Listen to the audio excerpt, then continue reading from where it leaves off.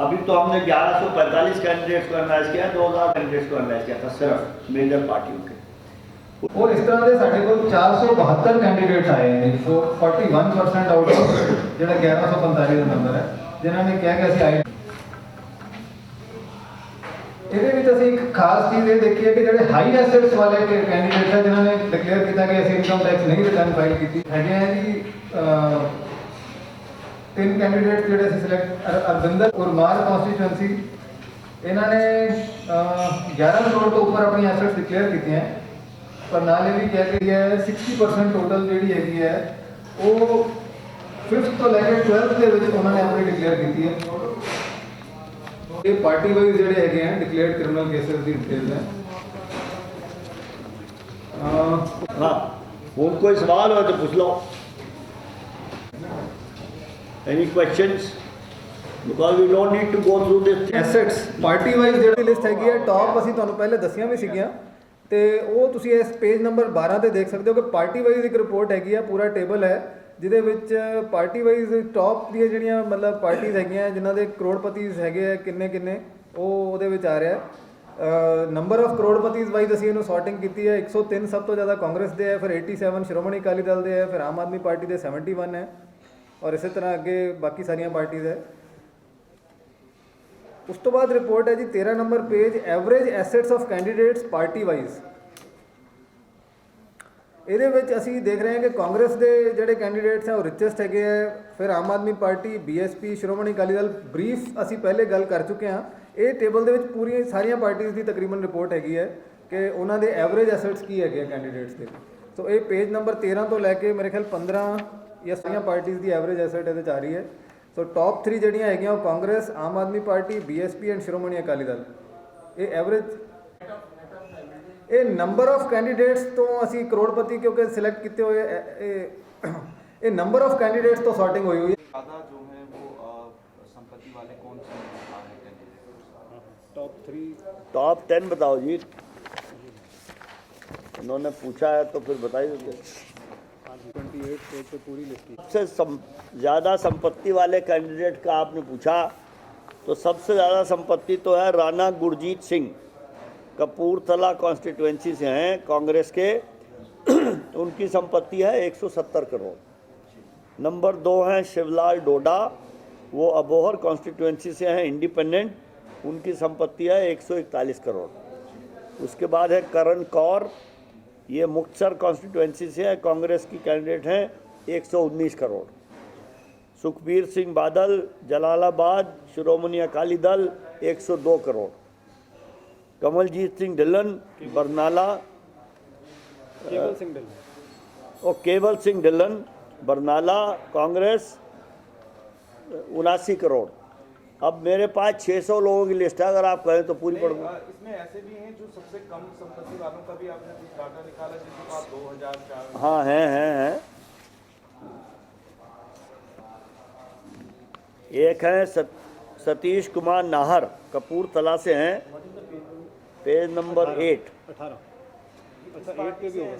ये है राष्ट्रवादी क्रांतिकारी समाजवादी पार्टी, 2000 रुपये इन्होंने बताया है।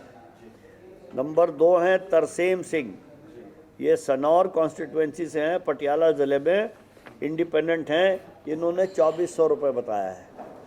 और फिर हैं नंबर 3 अलविंदर सिंह, मुक्तसर से इंडिपेंडेंट, इन्होंने 5500 रुपये बताया। 70 वाले भी। तो सर ये जो डाटा आपने इकट्ठा किया है, जो डाटा वो डाटा है जो इनके द्वारा इलेक्शन कमीशन को अपनी जानकारी दी गई है अपने तथ्यों के साथ, कुछ शपथ पत्र लेके। शपथ पत्र? हाँ, ऐसे नहीं है कि लिख के दे दिया। एफिडेविट पे नोटरी पब्लिक या मजिस्ट्रेट के सामने कहा कि ये मैं शपथ लेके कह रहा हूँ कि ये सही है बात। हाँ, एफिडेविट की वैल्यू और होती है, जनरल स्टेटमेंट की वैल्यू और होती है। Thank you. हाँ जी, इन्हों का डेटा जोड़ा इन्होंने अपने एफिडेविट लिख के इलेक्शन कमीशन में दिता है अपने नॉमिनेशन पेपर के नाल, वो डेटा है। सर एक बार परिचय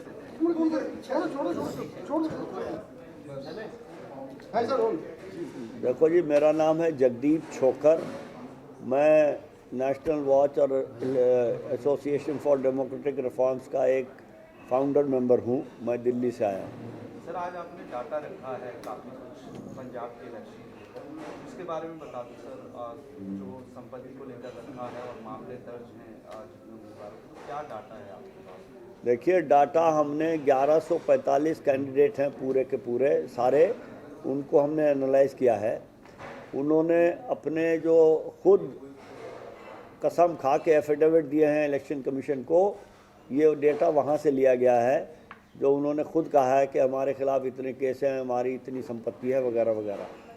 तो इससे ये समझ में आता है कि करीब 7-8% कैंडिडेट हैं जिनके खिलाफ़ क्रिमिनल केस हैं। उनमें से काफ़ी कुछ ऐसे हैं जिनके खिलाफ़ सीरियस केस हैं।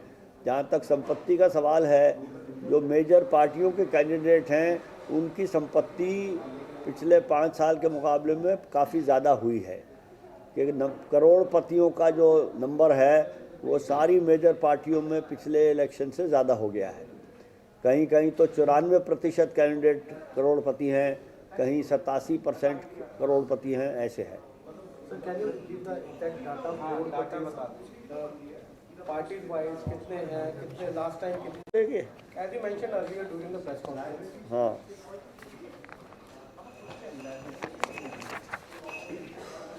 देखिए, इन 2007 election there were 40% candidates of major political parties which were crorepati's.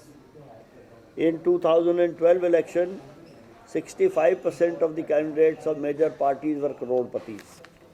In this election, when you look at major political parties, the crorepati's vary from 84%, 94% to 63%. So the number of crorepati's have certainly gone up from 2007 election to 2012 election to 2017 election.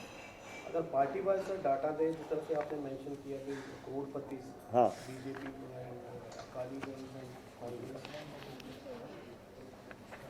Congress, पिछले साल का पिछले साल का अभी का अभी तो ऐसा है, नहीं ये नहीं, पार्टी वाइज करोड़पति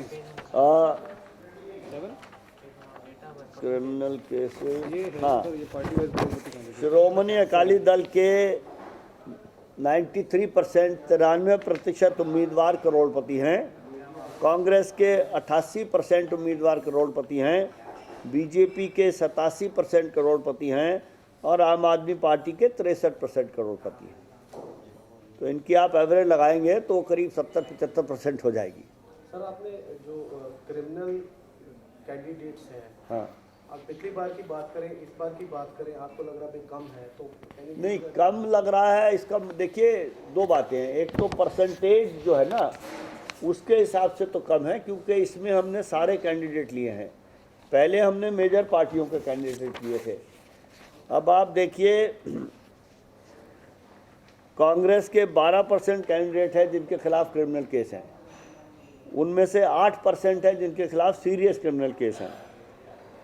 आम आदमी पार्टी के 11% हैं जिनके खिलाफ क्रिमिनल केस हैं और 9% के खिलाफ सीरियस केस हैं। श्रोमणी अकाली दल के भी 11% और 9% हैं, बीजेपी के 9% और 4% हैं। तो सारी पार्टियों में 9 से 12% का एक स्प्रेड है, जिसके बीच में उनके खिलाफ क्रिमिनल केस हैं।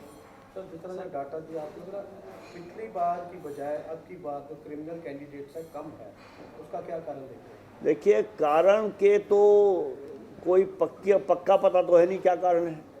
एक तो ये कारण है कि हो सकता है पंजाब में क्रिमिनलाइजेशन या क्राइम रेट कम हो गया है, हो सकता है हो गया हो, लेकिन जो जनरल समझ में आता है देखने से वो नहीं लगता कि कम हुआ है, बल्कि कुछ लोगों का तो ये मानना है कि बढ़ा है। दूसरी बात ये हो सकती है कि पॉलिटिकल पार्टियों ने क्रिमिनल को कैंडिडेट को वो टिकट देना कम कर दिया है, ये भी हो सकता है। तीसरी बात ये भी हो सकती है कि पॉलिटिकल लोग क्राइम तो कर रहे हैं लेकिन वो क्राइम रजिस्टर नहीं हो रहे, ये भी हो सकता है। इनमें से कौन सा कितना सही है मुझे नहीं मालूम।